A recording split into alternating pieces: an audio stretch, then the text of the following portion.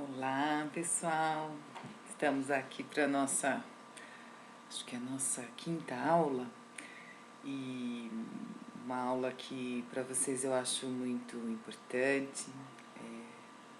Hoje a gente vai falar de um autor dentro dos temas da psicologia que a gente decidiu como percurso do nosso tempo junto, da minha tentativa de trazer para vocês esse campo da psicologia como uma ferramenta, né?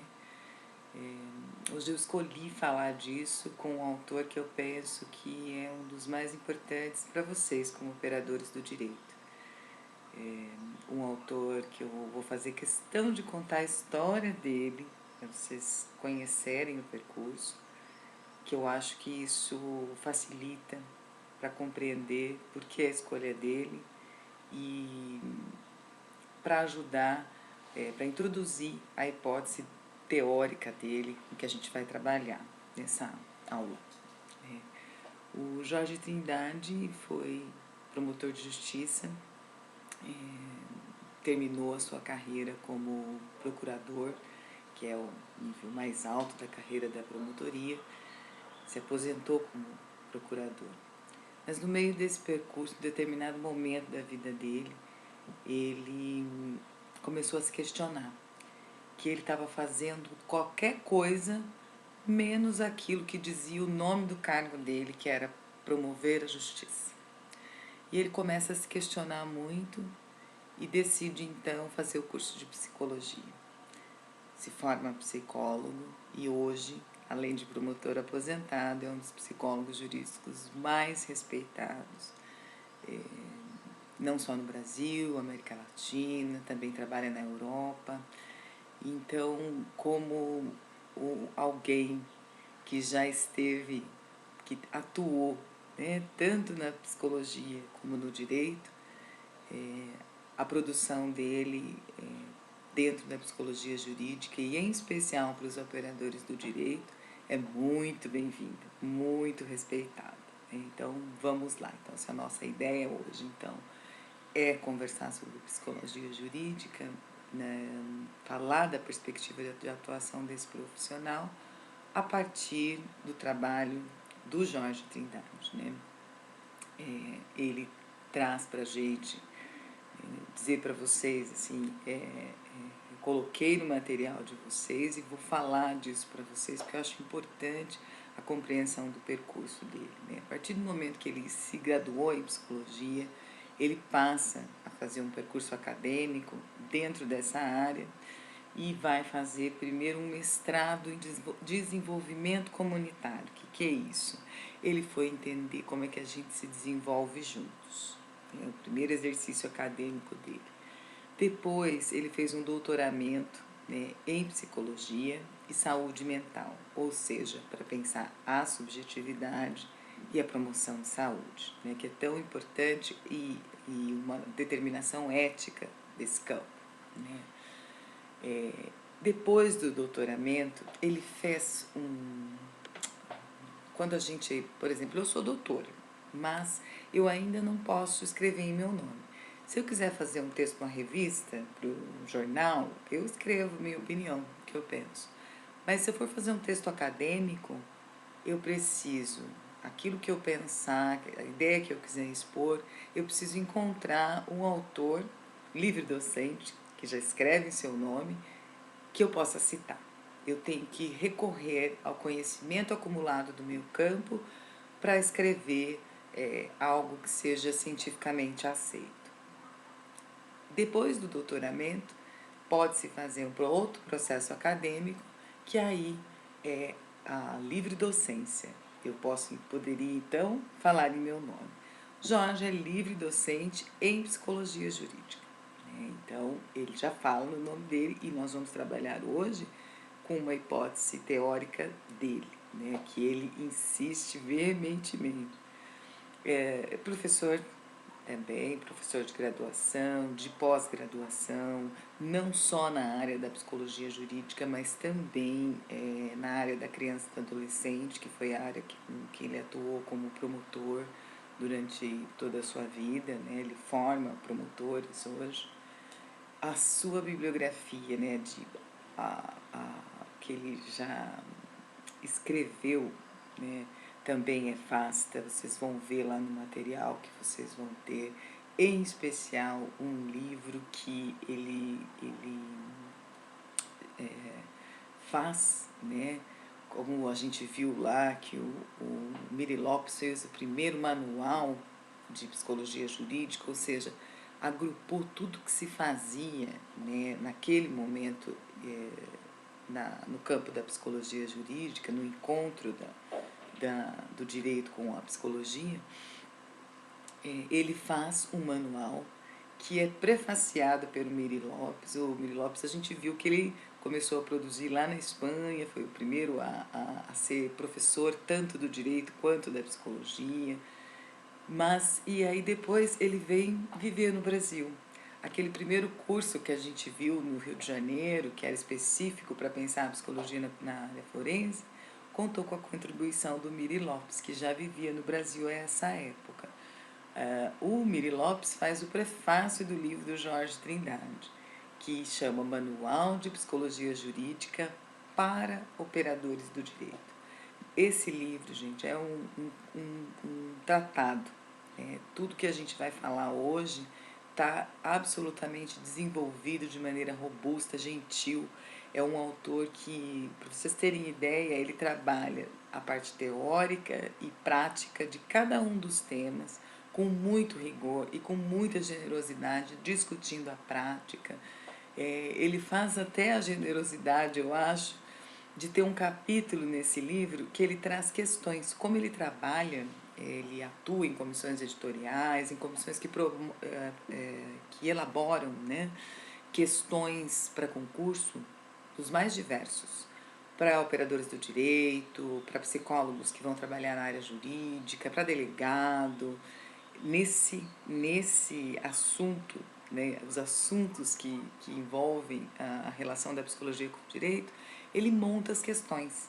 Então ele faz um capítulo só com questões para dizer como é que se você está estudando, como é que você pode demandar, que tipo de questão tem sido construída, né?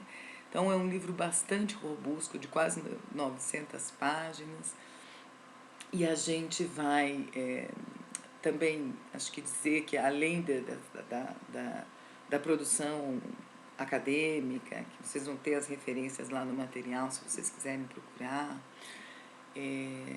ele tem uma militância, vamos dizer assim, ele faz parte, não só, né, já foi presidente, vice-presidente da Associação Brasileira de Psicologia Jurídica, é membro daquele colégio oficial dos psicólogos da Espanha, que foi o primeiro a reconhecer a psicologia jurídica, né? Como ele trabalha, ele atua, faz trabalhos na Espanha.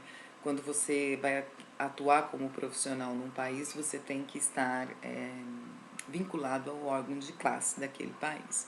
Da mesma forma, ele faz parte do órgão de classe da Inglaterra, porque também tem trabalhos lá, da Argentina, porque também tem trabalhos, e é professor na Argentina também. Bom, e aí, bem apresentado, Jorge, vou começar o caminho que ele propõe para a gente, né? Ele trata a psicologia jurídica como uma disciplina em construção, né? Uma disciplina que vem se desenvolvendo, ampliando, isso a gente já viu num contexto geral, né?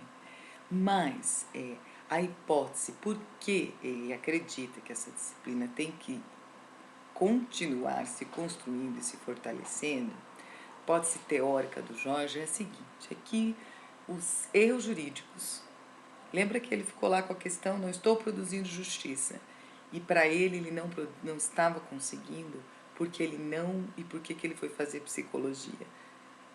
Porque ele acredita, né, e aí ele faz todo um percurso teórico para afirmar isso, que os erros jurídicos, eles derivam do desconhecimento dos aspectos psicológicos básicos.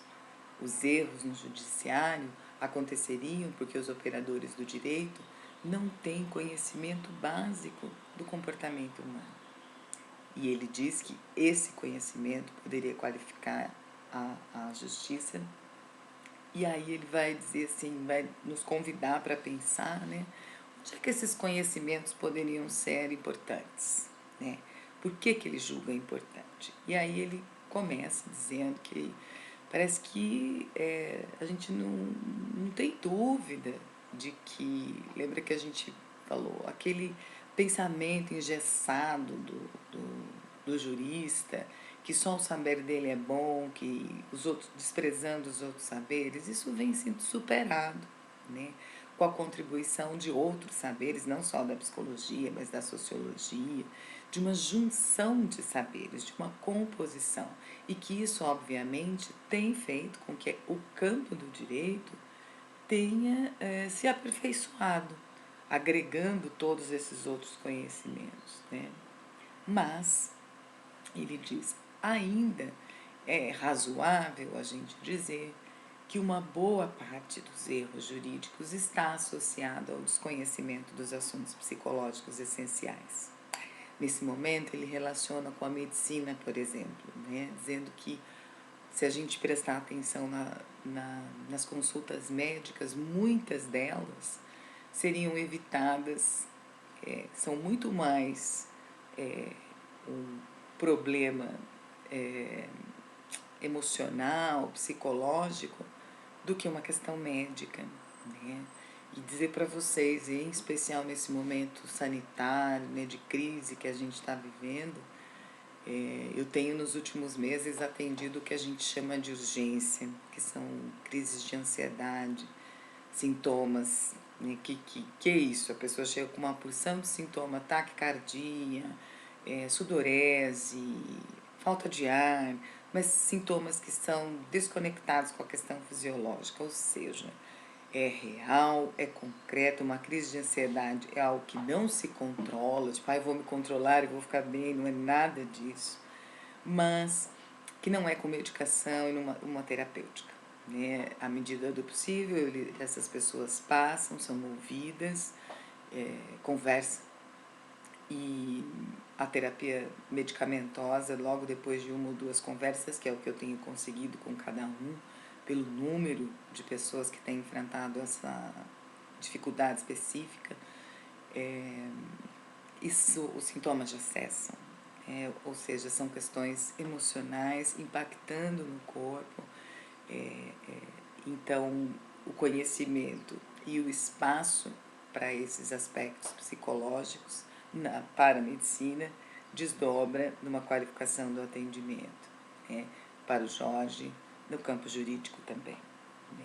Isso iria, ele diz nas palavras dele, né? Se queremos aprimorar a justiça e as instituições que são responsáveis por efetivá-la, né?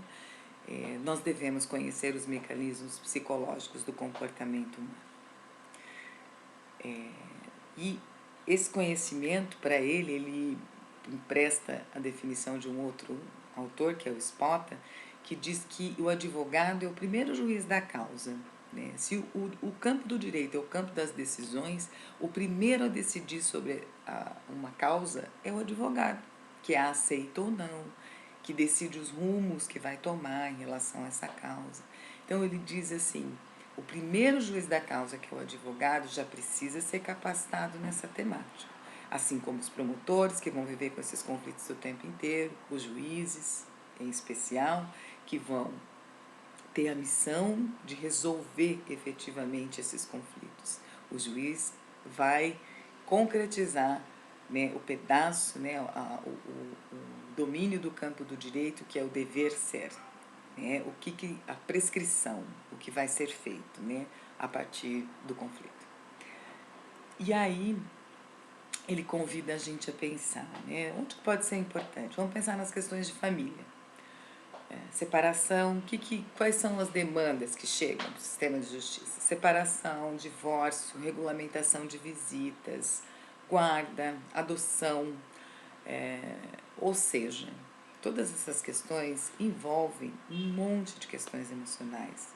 E não uma questão qualquer, um problema, um conflito emocional. São sentimentos complicados, ódio, vingança, medo, né? Medo de perder quem se ama, a vontade de fazer uma vingança ou retaliação. Em especial, ele traz como um paradigma para isso, né, de todos esses conflitos, a síndrome de alienação parental, que foi, no nosso tempo, né, com o advento do aumento das separações, que é uma...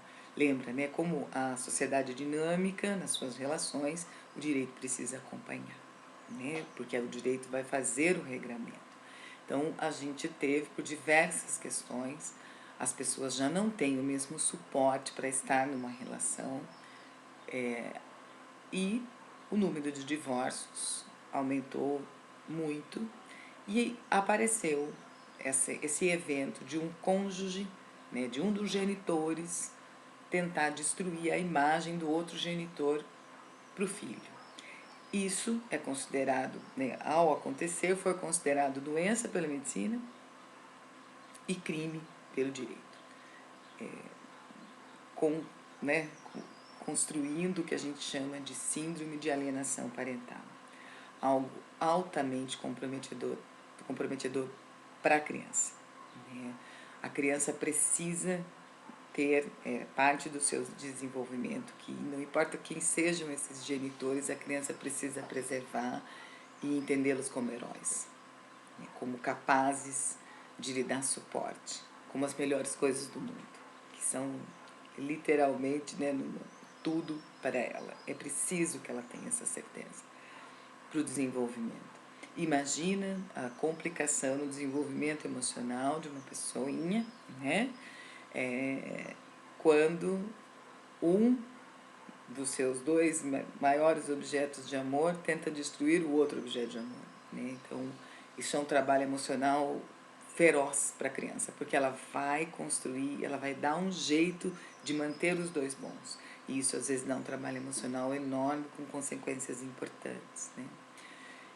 Enfim, né, como conhecer basicamente o comportamento nessas questões de família é altamente importante para qualificar as decisões que um operador de direito vai precisar ter nessa área, né. Aí ele avança dizendo que a gente pensar no direito penal, né, e só num pedacinho dele, né, e num crime, né, para ele traz que o crime é um resultado grave de uma alteração de comportamento. As alterações de comportamento têm resultados, nem todos são graves. Para ele, o crime é um resultado grave, né, de uma alteração de comportamento. Aí ele escolhe uma escolher uma, né, para dizer que é o homicídio, por exemplo, e não um homicídio qualquer. Vamos pensar no homicídio naquelas relações que deveriam ser de conforto. Quando é um parricídio, um matricídio, filicídio, parenticídio, o que é isso? São matar pai, mãe, filho, parente, matar naquele lugar onde se espera o aconchego. É claro que esses crimes são recheados, né, totalmente atravessados de conflitos emocionais, né. O uxoricídio também. O uxoricídio não é um parente, mas esse nome é o termo jurídico para aqueles que matam por amor, né. Então, também uma alteração grave, né, que demanda entendimento do que acontece para tomar decisão. Se a gente pensar nos delitos sexuais, né, nas personalidades perversas, que perverso não é ruim, vamos qualificar aí o nosso entendimento. O perverso, assim, vamos dizer, o desenvolvimento sexual, o desenvolvimento dos nossos prazeres, né, desde o primeiro prazer da sucção, da mamada, e até a gente chegar na fase que a gente chama de uma genitalidade, onde você já tem o corpo preparado, a cabeça, o emocional preparado para direcionar o seu afeto para o outro, ter uma experiência prazerosa. Esse seria o desenvolvimento esperado. Qualquer descaminho nisso é um perverso, pega um verso outro, e aí isso é chamado perversão. Então, ao invés de eu dirigir a minha energia, o meu afeto, o meu prazer para uma pessoa e uma relação, que isso é a genitalidade esperada, vamos dizer assim. Eu dirijo para um sapato vermelho, para um cap do policial, um pedaço da pessoa, um objeto. Então, é uma coisificação do outro. Isso é entendido como uma perversão. Assim como em determinado momento histórico, quando a gente morria com 30 e a gente casava com 12, 13, isso era o esperado naquele tempo. Hoje, essa vinculação prazerosa, sexual com pessoas, crianças de 11, 12 anos, é considerado uma perversão, tem nome, pedofilia, né? Os sádicos, masoquistas, que são aqueles que têm ou prazer em causar dor no outro ou prazer em sentir dor, né? Que também não é esperado.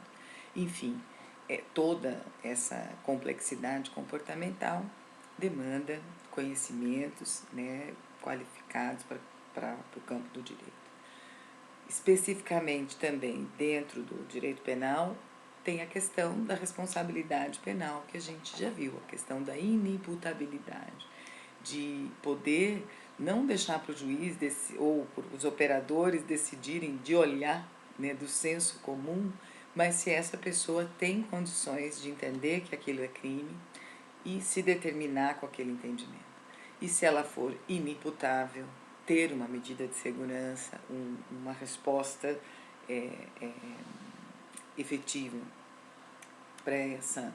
Porque quando não tem, né, essa pessoa cumprir pena, por exemplo, aquele que eu vejo, assim, nós temos conhecidamente em 1.200 presos, nós temos lá 5 ou 6 pessoas, 6, aqui, contando na cabeça, nós temos 6 diagnosticados e que dizer para vocês que eles dão mais trabalho, eles causam mais sofrimentos e problemas para os outros e sofrem mais do que todos, né? É bem difícil, né? Não é simples esse manejo quando essa decisão lá do operador do direito é equivocada, né? E coloca uma pessoa com responsabilidade diminuída, um inimputável, para cumprir uma pena e não uma medida de segurança. A questão da medida de segurança, então, aí é um outro, como ela se executa, o momento que ela vai cessar, outro momento que demanda um conhecimento qualificado, né? Um conhecimento específico. Se a gente pensar, né, dentro dessa questão penal, tem outro lado, que é da vítima, né? Que são aqueles... O que é que acontece? Será que tem alguma linguagem, algum sinal que a vítima emite? É outra área de estudo e outra possibilidade de contribuição da psicologia, né? E ainda nesse campo da vitimização, né, vamos pensar na revitimização, né? Quando a vítima chega para o sistema de justiça e diversos momentos ela tem que repetir o que ela sofreu, né? O quanto isso pode ser, a gente chama de uma revitimização primária, secundária, terciária, porque desde a fase policial até o andamento do processo são muitas as vezes, né? E daí todo um empenho da área da psicologia para tentar produzir, entendendo a importância e a necessidade de se ter informação acerca do que aconteceu, e a informação mais qualificada que a gente conseguir, mas como princípio ético, né, do campo da psicologia, que isso aconteça da forma mais respeitosa possível para todos os envolvidos, né, em especial para a vítima que já sofreu, né. Então, o Jorge fala longamente, né, e é do estado dele, ele é gaúcho. No Rio Grande do Sul tem um grupo muito forte que trabalha, que estuda um depoimento sem dano. Basicamente, assim, sendo rápida, é uma possibilidade do psicólogo. Vou fazer uma entrevista numa sala adequada, em especial quando são crianças com indicativo de abuso sexual. Então, o psicólogo vai ter os dados que o juízo precisa para decidir. mas numa sala, num momento, de uma forma cuidada e qualificada com essa criança. Pode ser feito nesse encontro separado.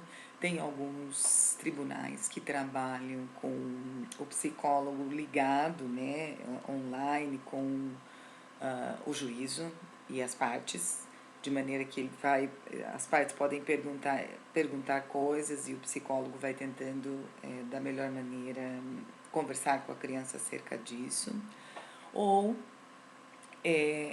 uma formulação para ser respondida com a presença do psicólogo e não da criança no juízo, né, na audiência. São diversas maneiras. Não é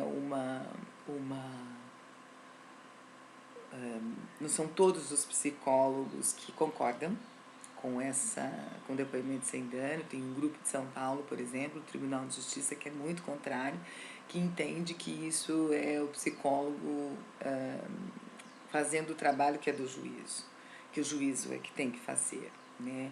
Mas, como é um campo científico, não é um campo nem da certeza e nem da regularidade, todo mundo concordar. Todos os procedimentos são construídos e questionados a todo tempo, né? Acho que é importante ficar claro isso, né? Eu estou mudando num computador e o slide está no outro. A minha cola, que é o material que vocês têm disponível também, né? Se a gente pensar também no homem condenado, né? A pessoa é condenada e aí ela vai ficar um tempo, mas vai retornar. Nosso país não tem pena para sempre, perpétua. Ele vai voltar. E na nossa lei está previsto que a pena é retributiva, mas também tem a função de ressocializar, né? Então, há que se ter um conhecimento do comportamento humano, fazer algo para que essa pessoa minimamente fique igual nas condições emocionais, mas, quiçá, que se possa melhorar, né, a possibilidade dela estar com outras pessoas e consigo mesma de uma forma mais respeitosa.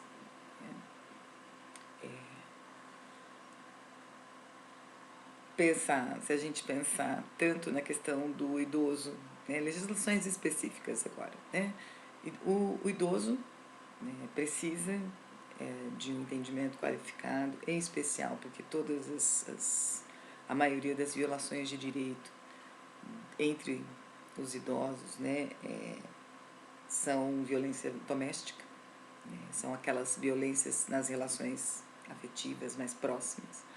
Então, é preciso, né, e o Jorge ainda faz uma coisa que ele acha que essa idade merece o desenvolvimento de uma atenção especial, porque a pessoa já contribuiu tanto com o coletivo, né? É a hora dela ter uma área que estude e que procure da melhor maneira compreender e ter ações específicas para aquele momento da vida, né? Que não é igual. O da criança e do adolescente também, outra legislação específica que pede proteção integral. Não dá para fazer proteção integral sem compreensão da subjetividade, né? A gente não alcança a integralidade, né? Porque a integralidade implica em eu poder ver aquela pessoa como ela é, nas suas relações, nos aspectos culturais, nos marcadores sociais, enfim, também requer conhecimentos dos aspectos psicológicos básicos, né? E o meu slide parou aqui, não sei o que aconteceu, só um pouquinho. A minha cola, que eu... E parou total, só um pouquinho.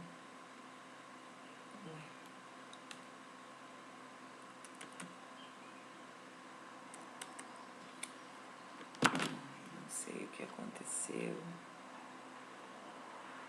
Continuarei aqui sem a cola enquanto isso. E aí, assim, né, o que vocês vão ver no material?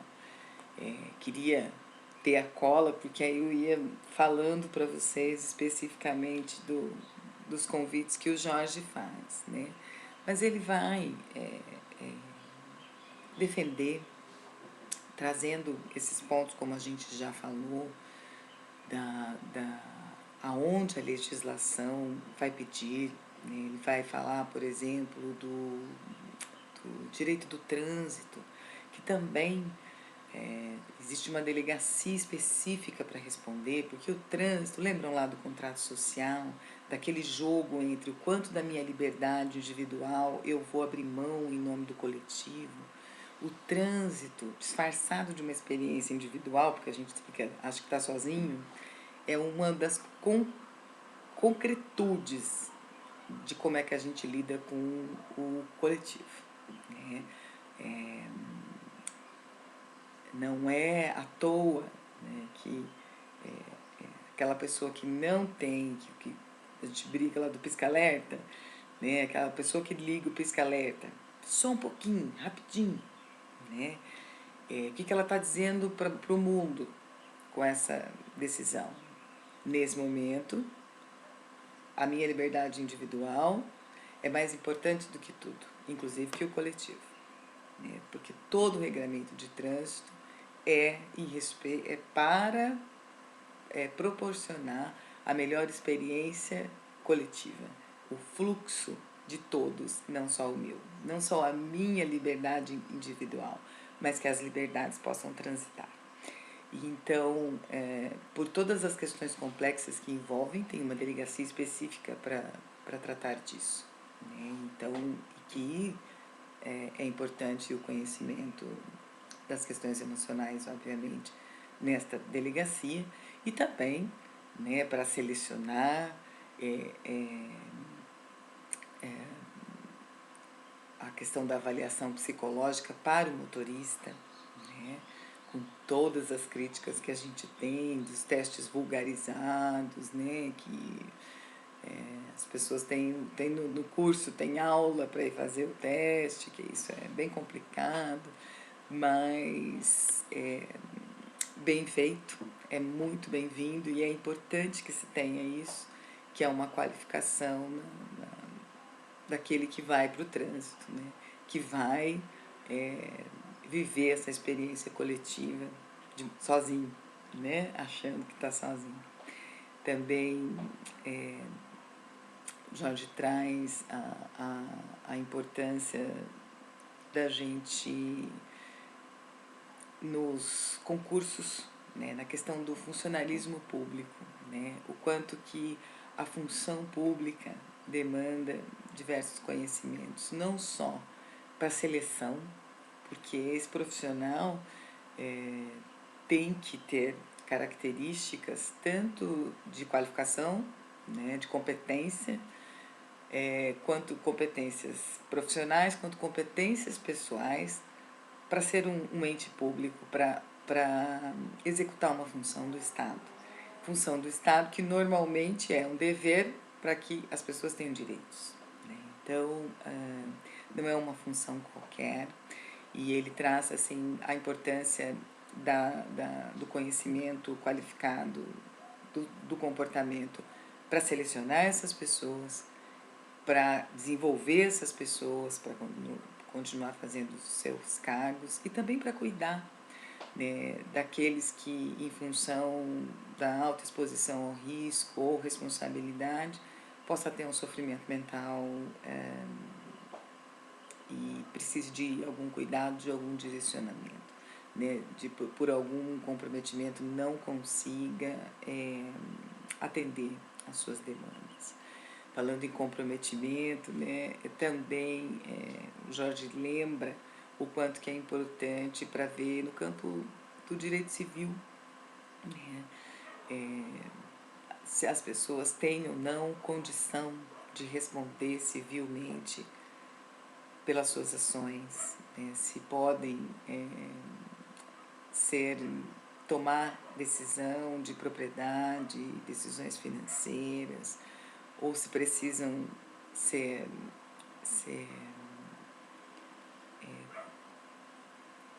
ter uma outra pessoa que se responsabilize por isso, né? A questão da responsabilidade civil, além da responsabilidade civil, né, determinar se a pessoa tem ou não essa condição requer conhecimento específico. Ao juiz ter, ao operador do direito em geral, tendo isso, ele vai poder qualificar a sua decisão, né? Não só, né, existem algumas demandas que vão gerar o dano, né? Então, dano emocional, dano psicológico. Como é que o juiz vai determinar isso? Ele não precisa, nem o juiz, nem o promotor ou o advogado, eles podem contar com conhecimento qualificado para saber se houve dano emocional, a intensidade, né, o alcance desse dano ou não, né? Isso também é uma contribuição do campo da psicologia, né? Tentando lembrar aqui, já que a minha colinha, meu computador simplesmente desligou, né? Não quer o que está com a minha cola, mas lembrar os campos de convite que ele traz. Ele fala dos policiais militares também, outra área bastante específica na função do Estado, né, dicotômica, que traz diversas questões. Tem um autor, a gente não vai trabalhar com ele nesse momento, mas ele chama Ricardo Balestrini. Ele tem um trabalho vigoroso, né, para dizer, embora a gente tenha articulado e a gente seja um país onde tem a polícia mais violenta, nós temos muitos casos de violência feita pela polícia, mas também temos muitas violências sofridas por essa polícia, né? Então, ainda que com essa complexidade aí de relacional e tudo mais, ele traz a importância do policial como o garantidor de direitos. Tem um livro que chama Direitos Humanos, Coisa de Polícia, que é muito interessante, que é uma outra visada. E dizer para vocês que o livro dele pode ser considerado uma ajuda para a psicologia jurídica, né? Para se fazer e se pensar a psicologia jurídica, né? Pelo tanto que ele ajuda a gente entender a questão dos direitos humanos, em especial na relação com a segurança pública, né? Então, mais uma possibilidade de contribuição, né, do direito penal, da psicologia com o direito penal. E eu estou apanhando aqui do computador, vou desistir mesmo dele, né? Me toma até a atenção a tecnologia, deixa ela para lá. Mas enfim, né? Nessa hora, né, eu pergunto para vocês assim, depois disso tudo que a gente foi conversando e falando, será que o Jorge conseguiu convencer vocês, né, da importância? A resposta disso está lá na atividade avaliativa de vocês vão ver, eu fiz uma escolha. Aliás, aproveito para agradecer a contribuição de todos vocês na avaliação, apanhando do sistema que eu não conheço, teve alguns erros de nota, e vocês gentilmente me avisaram para que eu pudesse corrigir. Se tiver mais algum, por favor, entrem em contato comigo. Vamos ver se agora, nesse próximo, eu erro menos, né? Mas vou manter o mesmo padrão. A cada aula vai ter uma atividade avaliativa, nós vamos ter 3, cada uma valendo 10, chegamos em 30 e vamos ter mais uma prova objetiva, como aquela, 7 questões, valendo 7, tá bom? Lembrei da atividade avaliativa porque tem a ver com essa pergunta que eu fiz para vocês, né? Que é uma pergunta assim, e aí, né? Convencidos da teoria do Jorge, da hipótese dele, né, que o erro jurídico está ligado com a falta de conhecimentos psicológicos básicos, ele diz que ele está convencidíssimo, que ele não precisa procurar mais argumento nenhum, que o fato de ter esse conhecimento faz com que o operador do direito qualifique as suas decisões com argumentos que não são do senso comum, mas que são do conhecimento construído com metodologia, com acúmulo de conhecimento. E mais do que qualificar a decisão, propicia, né, ao operador do direito se achegar, né, se aproximar cada vez mais da sua função, que é a promoção da justiça. Né? Então, essa é a luta, não só a hipótese teórica, mas uma grande luta do profissional, do ser humano, que é o Jorge Trindade. Né? Vocês vão ver lá no material, tem o site da Sociedade Brasileira de Psicologia Jurídica e o site do Jorge, que é o Instituto Jorge Trindade, onde vocês podem encontrar muito material. Ele é muito gentil para ajudar na questão da atividade avaliativa. Eu também coloquei lá uma entrevista dele, que acho que é interessante, uma entrevista curta, mas que ele conta um pouquinho mais do trabalho dele, que acho que pode contribuir, né, com o aprendizado de vocês. E acho que para apresentar o Jorge, para dar vontade de vocês de lerem, aqueles que não leram ainda, acho que é isso por hoje, tá?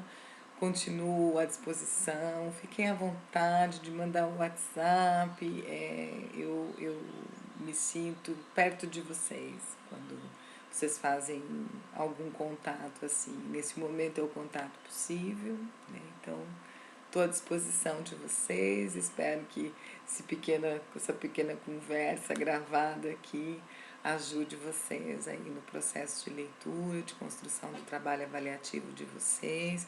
E qualquer dúvida, qualquer contribuição, mandem lá para mim, ok? Estou à disposição. Tudo de bom para vocês, se cuidem. Espero que nós todos fiquemos bem, tá bom? Obrigada. Tchau, tchau.